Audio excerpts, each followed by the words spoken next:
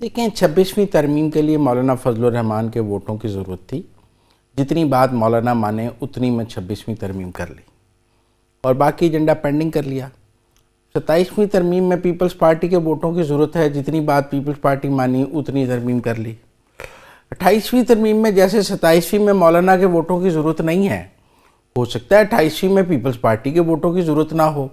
अब ये अगले इंतखाबात के बाद होती है या अगले इंतखाबात से पहले हो जाती है, लेकिन मैं ये समझता हूँ कि मौजूदा गवर्नमेंट और इस्टेब्लिशमेंट अपने एक एजेंडे पर जो ये सब कुछ जो आज हुआ है, पेश हुआ है, ये 26वीं में भी शामिल था।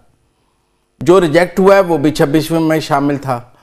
इसका मतलब है कि एक फ़ैसला तो मौजूद है कि चाहे स्टेप बाय स्टेप हमने वो सारा काम करना है, लेकिन ये नहीं है कि अगर एक काम नहीं हो रहा तो उसके लिए वजह से दूसरा रोक लिया जाए।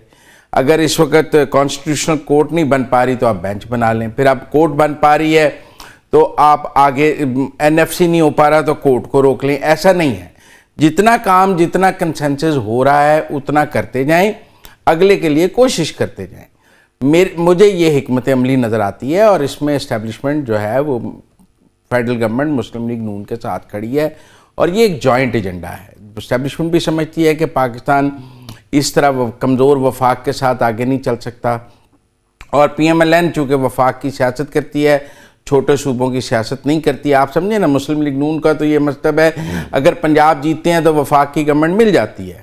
बहुत सारी सियासी जमातें अपना सूबा जीतें भी तो उन्हें फेडरल गवर्नमेंट नहीं मिलती, वो इसलिए मजबूत सूबाई हुकूमत के चक्कर में रहती हैं।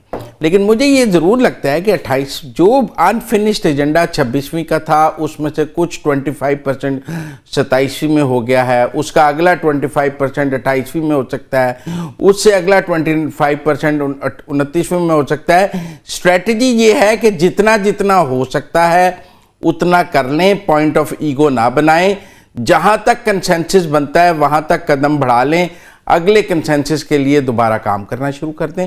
जो मेरे नज़दीक एक बहुत अच्छी और कामयाब हिकमत अमली है। अगर आप 26वीं की दफ़ा आईनी अदालत पर अड़ जाते और ना हो पाती तो आज 27वीं हो ही नहीं सकती थी। इसलिए उस वक़्त कमतर आपने लेसर पे कॉम्प्रोमाइज़ कर लिया। आपको एक चीफ जस्टिस ही बदलना था ना उस वक्त। तो उस वक्त आज आपकी आईनी बेंच भी तो बन गया ना, उस आईनी बेंच ने बहुत काम किया। लेकिन आईनी बेंच आपका डिलीवर नहीं कर सकता। नहीं, उसने मखसूस नशिस्तें डिलीवर की, क्यों नहीं डिलीवर कर सका? मतलब अगर वो मखसूस नशिस्तें आईनी बेंच डिलीवर ना करता तो आज 27वीं तरमीम हो सकती तो फिर आईनी कोर्ट की क्या जरूरत थी आप? नहीं, देखिए ना, इन दी लॉन्ग रन तो कोर्ट की जरूरत है, वो एक स्टॉप गैप अरेंजमेंट था, सबको नजर आ रहा था। लेकिन आप आईनी बेंच की कारकर्दगी को अंडरमाइन ना करें। आज 27वीं तरमीम हो ही नहीं सकती थी अगर आईनी बेंच के वो फैसले ना आते जिनमें मखसूस नशिस्तों का फैसला था, जिनमें और फैसले थे। उनके बाद ही आज 27वीं तरमीम का सूरज तलू हुआ है ना। तो 28वीं तरमीम के लिए मजीद आगे पार्लिमानी काम होगा। मैं आपसे इस बात पे एग्री करता हूँ कि PTI का एक धड़ा, ये पार्लिमानी धड़ा हो सकता है 28वीं तरमीम की हिमायत कर रहा हूँ, मजबूत वफाक की हिमायत कर रहा हूँ, क्योंकि इमरान खान साहब के इंटरव्यूज मौजूद हैं उसके इन सारे के हक में। मियाँ साहब, सॉरी मुजम्मिल साहब, अभी मुझे आपको मैं देखता हूँ, मुझे लगता है मियाँ साहब बोल रहे हैं। वो धड़ा जो है PTI का, आपके ख्याल में हेड कौन करेगा? गैस वर्क मुझे नहीं पता कौन हेड करे। हैं? शाह महमूद, वो तो अभी पार्लियामान में नहीं है ना। कोई पार्लियामान से हेड करेगा ना। हाँ। बाहर बैठ के तो नहीं कोई हेड कर सकता।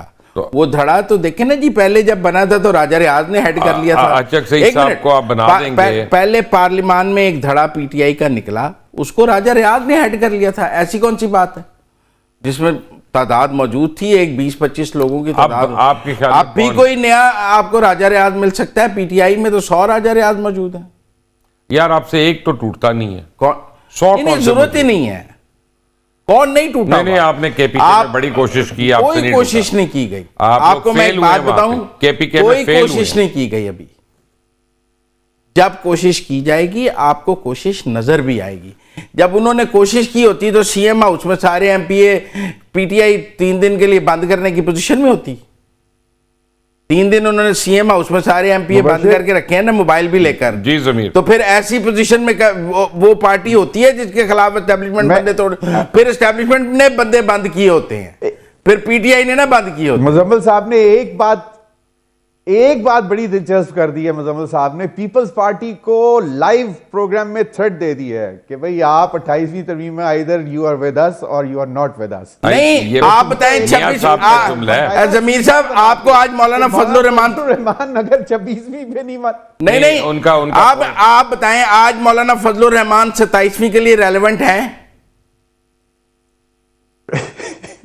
नहीं, आपका मतलब ये है नहीं, आप मुझे बताएं 26वीं में मौलाना फजलुर रहमान दूल्हा थे होंगे, जो उनकी सीटों पे बाई इलेक्शन होंगे, जो कह रहे हैं 48 49 सीट, चले उनका मतलब है कि तब तक जमीर साहब 26वीं की रातें याद करें, मौलाना फजलुर रहमान इस पार्लियामान का दूल्हा था।